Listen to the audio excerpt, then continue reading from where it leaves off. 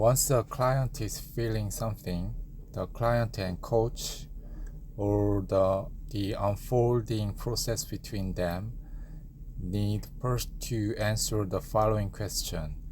Is this feeling a secondary feeling that is obscuring a more primary one? For example, is this anger covering hurt? Is this hurt covering anger? Is shame or fear behind the outrage? Is there pain lurking behind the emptiness? Are there even deeper tears in the despair? Is this emotion a response to another, more fundamental feeling? Is this client anxious about her sadness, afraid of her anger, ashamed of her vulnerability, afraid of her fear, or sad about her shame? To identify primary feelings, the coach has to promote a process of exploration, helping the client push through the underbrush of secondary feelings and thoughts to see if there is something more there. When clients arrive at primary emotions, a type of internal bell often rings and tells them, yes, this is it. This is what I most truly feel. Without practice, discerning one's true feelings is difficult. So both coach and client really have to concentrate. Having a coach as a co-explorer who lends another pair of ears and also concentrates help the client pay attention in this search for primary feelings. It helps too when the coach knows something about the client's emotional terrain in general. It is helpful, for example, when the coach knows that complaint in the client's voice often signals a fusion of unexpressed sadness and anger, and that having each emotion expressed separately helps the client differentiate the feeling. To help people arrive at a primary emotion, coaches can ask clients what they feel in response to something important to them, or what they feel in the present as they are talking. They can ask them to pay attention to the sense in their body of their feeling and help them name it, and then ask themselves, is this my primary feeling? Is it clearly felt and fluid? If it is, they are probably experiencing a primary feeling. Or they can ask themselves, is this a stuck, bad feeling, knotted and tense? Coaches can ask them if it is a feeling that they want to be rid of, a feeling that feels wrong. Is it filled with complaint, blame, or helpless passivity? If so, it is very likely a bad feeling that is obscuring a deeper primary feeling that needs to be unearthed by further exploration. Recognizing primary feelings is in part an art and in part a skill that can be learned. Primary feelings feel good. They feel right, even if they are painful. Even if they are unhealthy, they help people feel more solid. They clearly are what the person feels. Thus, a client might say, I feel like I have failed, or I feel broken or afraid of being alone. This is said without panic. Rather than leaving the person confused or anxious, it provides a footing.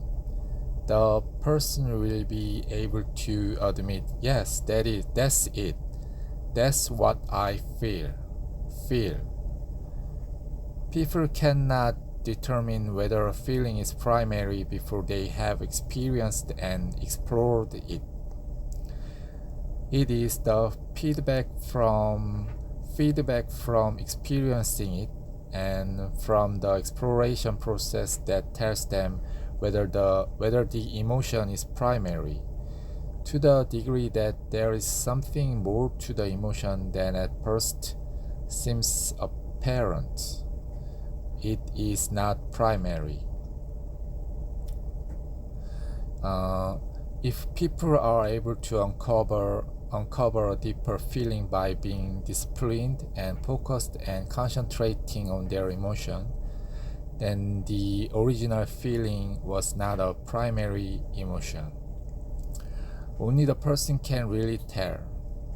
Although a coach can sometimes see if the client is showing signs of anger, sadness, fear, or shame, and can help the client concentrate on what appears most central, the coach cannot easily evaluate which is the client's most primary reaction. For example, in therapy, coaches can see if someone is engaged in a productive exploratory process. They can hear if people's vocal quality has a searching and exploring quality, and if their eyeballs are turned inward and they are concentrating in a focused way on what is new and fresh at the edge of their conscious awareness. Coaches can see if clients are trying to bring something from the murky background into the clear foreground, and they can hear when clients have a clarity and sureness in their expression, when there is a release of tension followed by feeling of relief and confidence. Coaches can see when their clients' eyes shine, when they sparkle with clarity, and when there is sureness in their voice.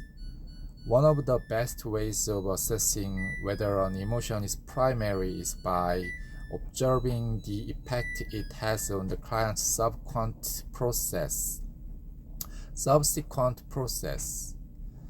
If the emotion helps the client to open up and produces further productive steps, it means the client has contracted an emotion that is functionally productive and aids problem exploration and problem solving.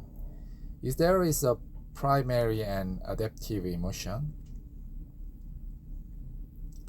an emotion coaching needs to be if there is a primary and adaptive emotion, an emotion coach needs to be trained to notice all the cues, both expressive cues and subsequent process ones, that help determine whether an emotion is primary. When a coach is helping people sort out their primary feelings, the coach will find it useful to notice whether their emotion is felt in response to something internal or external.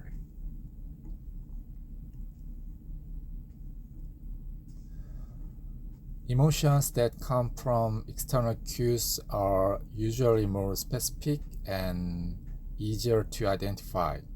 They might be clients' feeling of anger at a driver who cut across their path, fear at someone working behind them as they are alone on a dark street, or the joy of getting breakfast in bed on Mother's Day or Father's Day. These responses to external cues have a sense of immediacy.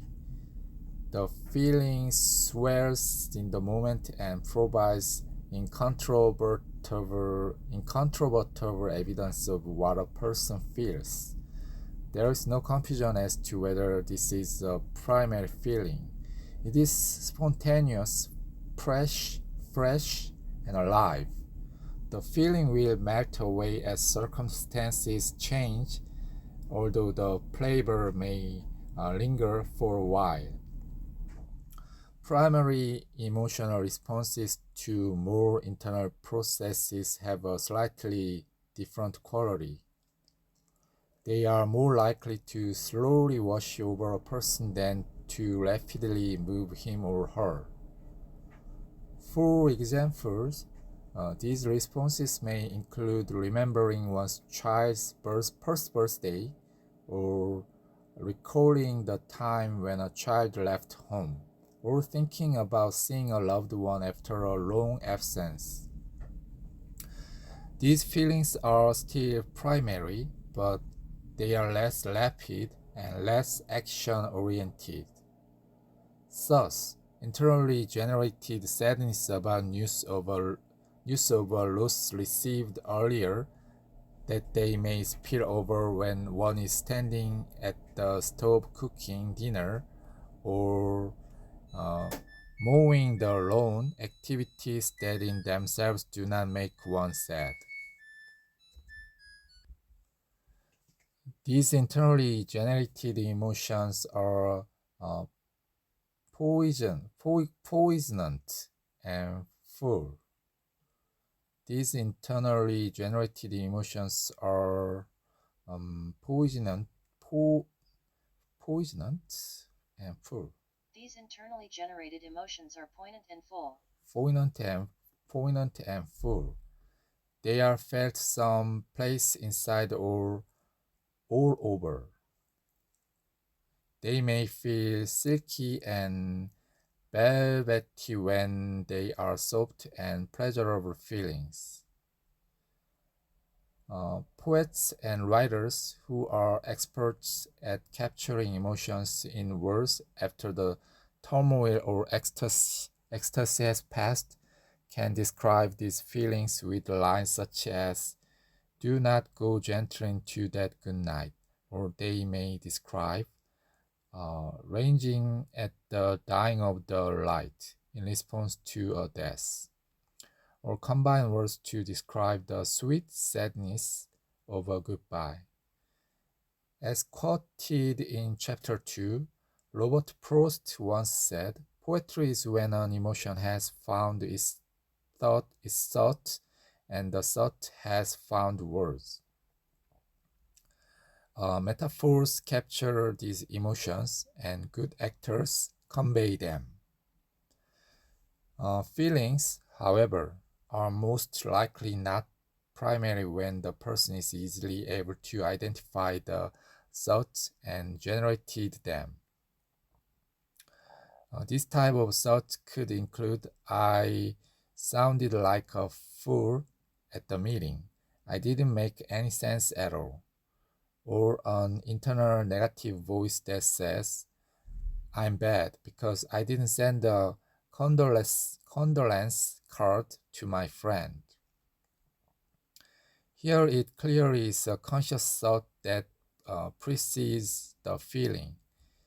This sample of negative self-talk gives merely a whiff of the type of chatter that can permit people's consciousness and produce the type of secondary bad feelings that may mask a more primary sadness, shame, or anger. A coach's task in this situation is to help people identify what produces these negative thoughts. Clients may have to work hard to try and actually sniff out what lies behind their thoughts. They will have to discover what it is that they are feeling at their core that leads to their self-critical voices in their heads.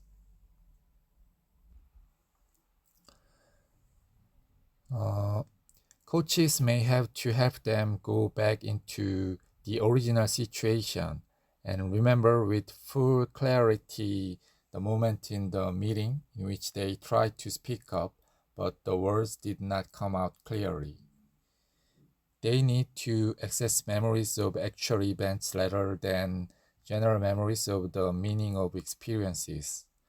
Clients who think they will be reprimanded or found lacking if they speak need to go back to the maladaptive experience that is the source of these thoughts. They need, for example, to remember lying on the floor in their bedrooms when they were 7 years old, hearing the creak of the stairs as a parent came up. This will help them access their actual feelings. They will then begin to experience how scared they really were at that time. They will have to dig and search for the buried aspect they felt at that time. Their primary feeling may be a fear of abandonment and a basic insecurity, or it may be shame and a shrinking feeling of failure, or it may even be anger.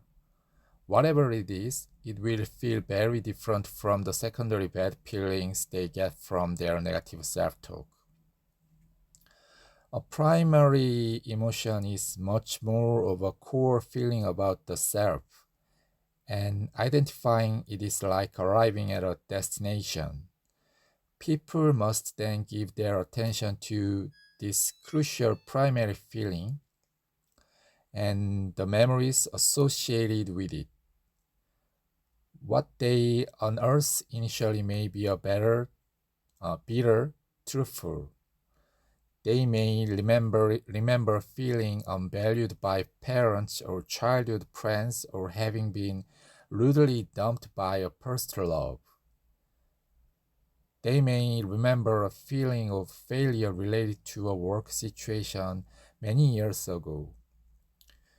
Whatever this wound is, however, it can yield the most delicate part of the self if the client deals with it with emotional intelligence. With care, this part of a person can transform itself from a bitter experience into a subtle and delicate part of the self, an essential that gives strength. By going into the wounded part of the self, people can find the gem of their adaptive essential self. This healthy essence is a vital part that strives to be connected to others and to be effective. This part, once awakened, will resiliently exercise itself, given half a chance. The essential self, however, needs safety and encouragement both from within and without to help it emerge. Evaluating whether an emotion is secondary. Secondary and instrumental feelings have a different quality compared with primary feelings. They obscure access to primary feelings. Secondary feelings are too strident, too unbalancing, and too tense. They leave a person in pieces, feeling pulled and ruffled. They leave the person feeling disordered inside, not whole and smooth and not clearly in the person's center. The secondary feeling does not leave people breathing more freely. Secondary feelings are recognizable first because they make the person feel bad. However, they differ from unhealthy core feelings, which also feel bad. In the secondary feelings often are global or non-specific. People often come to therapy feeling upset, uncomfortable, hopeless, or just vaguely annoyed. These feelings differ from primary maladaptive emotions because they are global and diffuse and more often are felt in response to situations rather than being about the self. Secondary feelings signal that something is wrong, but the person doesn't yet know what. He or she just feels puzzled, inexplicably angry, or despondent, and wonders why he or she reacted this way. These puzzling bad feelings need to be explored and understood. Secondary reactions, as I have discussed, are reactions to more primary experiences. They are not as deep and they do not define a sense of identity. They often form part of the symptoms of depression, such as feeling blue, down in the dumps, defeated, dejected, or gloomy. They could be part of the symptoms of anxiety, such as feeling agitated, uneasy, tense, apprehensive, or a sense of dread. They can also be part of anger problems, such as feeling constantly hostile, bitter, scornful, spiteful, agitated, or grouch. These two are not the core primary maladaptive feelings of shame, fear, anger, or sadness that may be part of a person's identity. Of course, any bad feeling could be primary or secondary. This is the unfortunate complexity of it all. Each person has to learn to be his or her own judge of what type of feeling is being experienced. If a person's feeling is secondary bad feeling, a coach needs to help him or her explore it to get at the primary feeling. First, coaches must help people become aware of and name the secondary feeling. Then they need to slow things down and try and get at what is generating people's reactive or defensive emotions. The generating cause may be negative thoughts or should about a specific behavior or event, such as you should have worked harder on the report, you were boring people and were not very articulate or responsible. Then coaches need to help people get behind this self-talk to contact their most basic feelings. For example, a man may tell himself you should have more courage and be more confident. This tends to make him anxious. He may even say to himself, don't be such a wallflower, speak up. This comment makes him feel worse, and he feels bad about being so unsure of himself. This anxiety and despair and secondary, these feelings may be painful and real, but they are not primary. Secondary feelings such as this often come from people telling themselves that what they are doing is no good. These are the feelings of inadequacy that result from people giving themselves pep talks such as you should work harder at being confident, or you shouldn't feel depressed, anxious, or uneasy. People's primary emotions, on the other hand, are the not yet discovered ones that lies at the heart of feeling depressed, unsure, or unconfident. Coaches have to help people discover what their primary emotions are.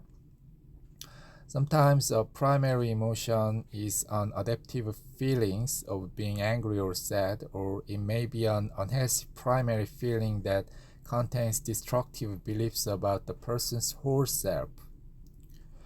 The primary maladaptive emotion may be a core fear or anxiety about being rejected or of being unlovable, a feeling of basic insecurity that one cannot survive without support, or a feeling of shame, at being worthless or bad.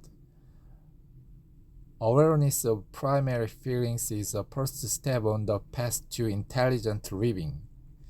Identifying primary feelings is not easy without a lot of practice. Evaluating whether an emotion is instrumental. Helping clients recognize their instrumental feelings sometimes is even more complicated. These are so much a part of their normal way of communicating that they just feel natural. One person, for example, may feel a repeated sense of anger or generally feel aggrieved. Another may always complain or communicate in a suffering manner that the world is unfair, or that things are too much to handle. People use their voices or facial expression to convey that nobody cares about them, or they give off poor me signals. Others may appear perennially cold and distant, out of a sense of mistrust or a feeling that no one really cares about them. These instrumental emotional expressions have somehow proved useful to them in their lives. They have either helped them to get sympathy or to excuse or protect themselves. A way for clients and therapists alike to recognize that such emotions are not primary feelings is the recognition that rather than being reaction to specific situations, these are a part of a person's manner and occur across situations. They represent a style of interacting with others to get what is wanted or needed.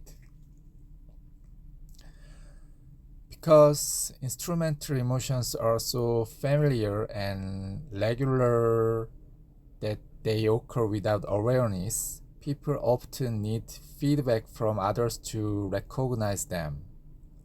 In such case, the coach's job is to give observational feedback in a non-judgmental way about how he or she experiences the client's expressions.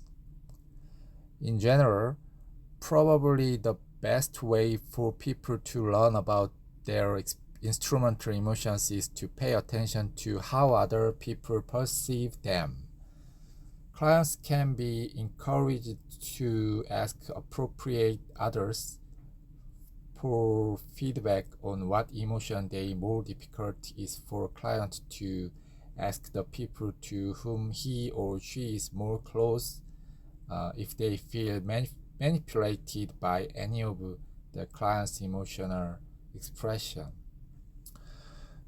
Clients can be encouraged to ask appropriate others for feedback on what emotion they most often express to them and what type of impact this has on them.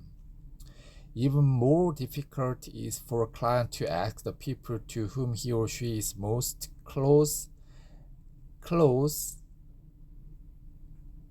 if they feel manipulated by any of the client's emotional expressions. Is one's hurt or long face always making other people feel guilty or forcing them to be one's caretaker? Is one's anger or a raised voice silencing others or making them afraid? If so, people need to ask themselves whether they learned this form of instrumental expression.